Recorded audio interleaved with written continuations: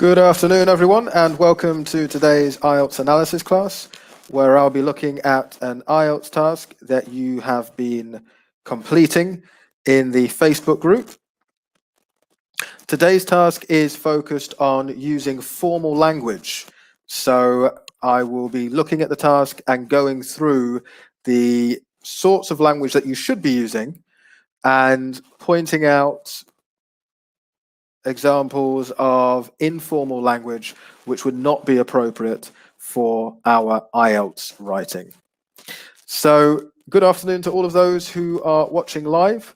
Please let me know if you're watching in the Facebook group or if you're watching on YouTube today. Send a message, say hi. And if you're watching this video after it's been recorded, then I hope that you find it useful. If you have completed the task and you realize that you've made any mistakes, then my advice is to check through those in order to make improvements going forwards. So, hi to you, Alice. I can see you're watching on YouTube today. Let's have a look at the task.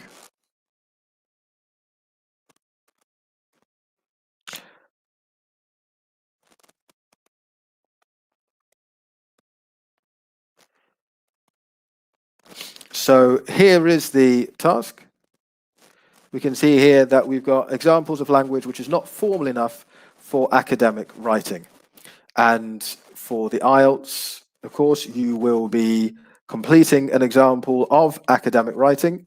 So we need to know what sort of language we should be using. I can see Umair has joined the class. Hello, Omar. Great to see you today in Pakistan. Wonderful. Okay, so let's have a look at the first sentence. The popularity of camera phones has made it more and more tricky.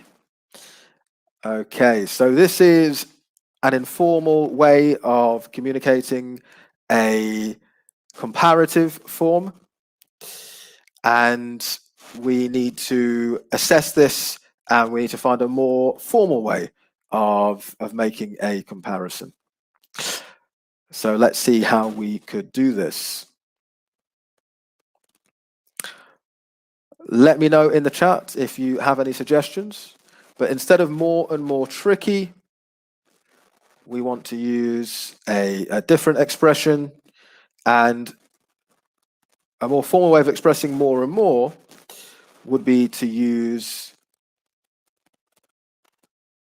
the adverb increasingly.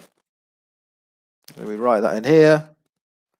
Increasingly is the word we want to use.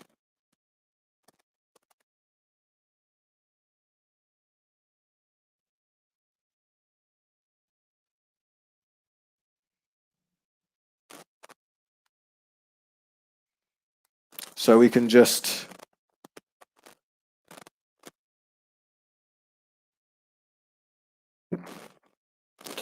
don't want it to be too thick. Okay, so we can, oh dear. So we can just eliminate that one. So we've got increasingly, and let's just erase this. And rather than tricky, a more formal way of expressing tricky is to say difficult. So we've got two words we can use here, increasingly difficult.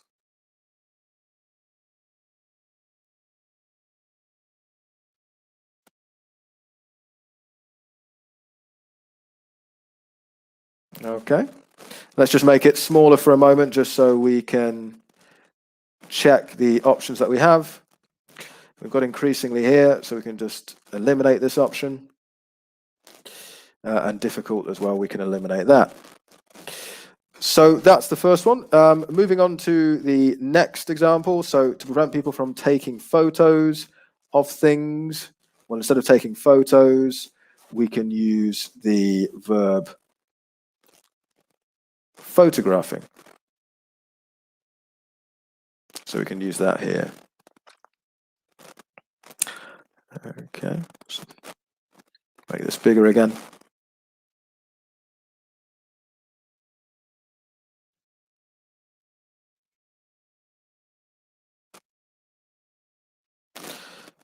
Not a lot of space here, but just get that word in at the side.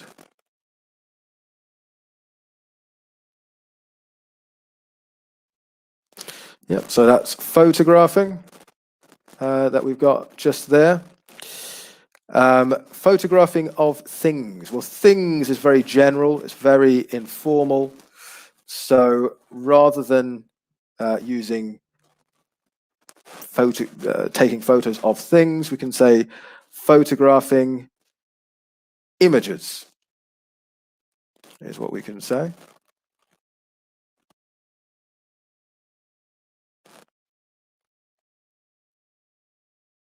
And we can just write that just in here. Yeah, so photographing images.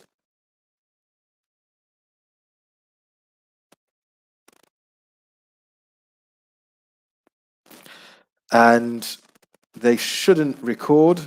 Shouldn't is a contraction, and we shouldn't use contractions generally in formal writing. So instead of shouldn't, we can just change shouldn't to should not. So let's just cross off the ones that we've used. We've got images. Okay, and e.g. is a short version of for example. So we can write that in here. So instead of e.g., just write for example.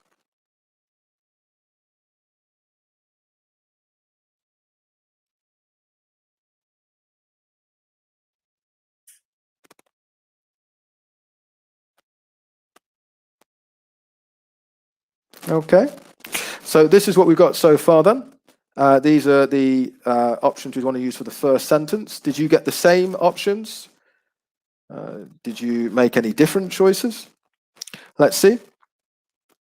So hello to Mina and also to Shristi. Alice, yes, the time has changed. In the UK, we have now gone back 1 hour. So for the countries where the clock has not changed, then we are an hour later than we were previously. So I hope that hasn't caused too much consternation or confusion. Apologies if it has. Mina, you would like to know about buying an OET course? I would say go to the OET website, the Swoosh English website, and you will find information there relating to this, Mina. Okay, so moving on to have a look at the second sentence. Again, as I say, let me know if you have any suggestions on the words we should use. So, but is informal. It's an informal way to begin a sentence. Rather than using but, we can use however. Okay, this is a more formal term.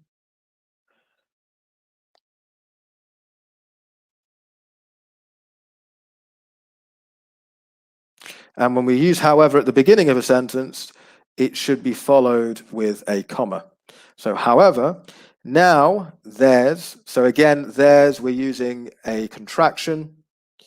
We don't want to use contractions in formal writing. So rather than using there's, we would use there is. Okay, so we've used this already. A system that can find out. Well, find out is an example of a phrasal verb. Phrasal verbs are informal, so it has the same meaning in this context as detect.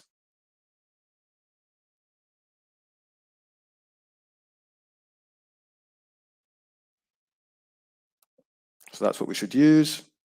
So detect any camera phones and send out another phrasal verb. Let's change that to emit.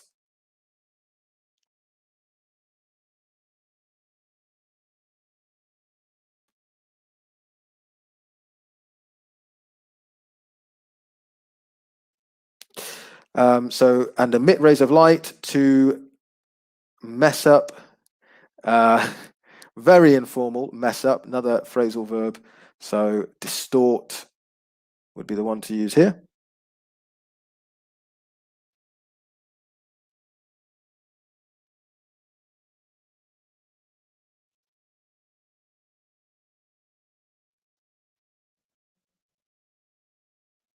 And finally, any pictures they take. A little bit too general, a bit too vague. So the word here, the only option we've got left will be subjects, any subjects they take.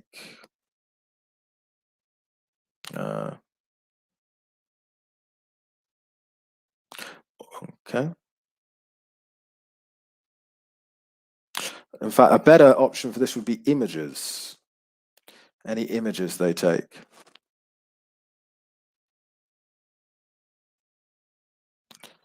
And because we've used images before, I'm going to change that just at the top here to subjects. So instead of things, subjects.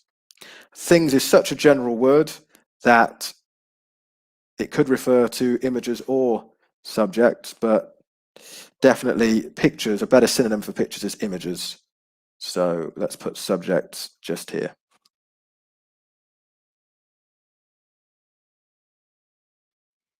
Okay, so those are the answers that we should have gotten to the task. Hopefully you got the same answers overall.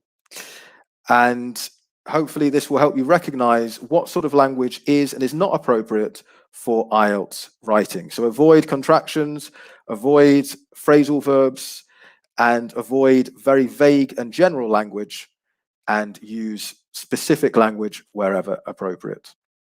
Okay, thank you for watching, and I hope to see you soon. Until then, take care.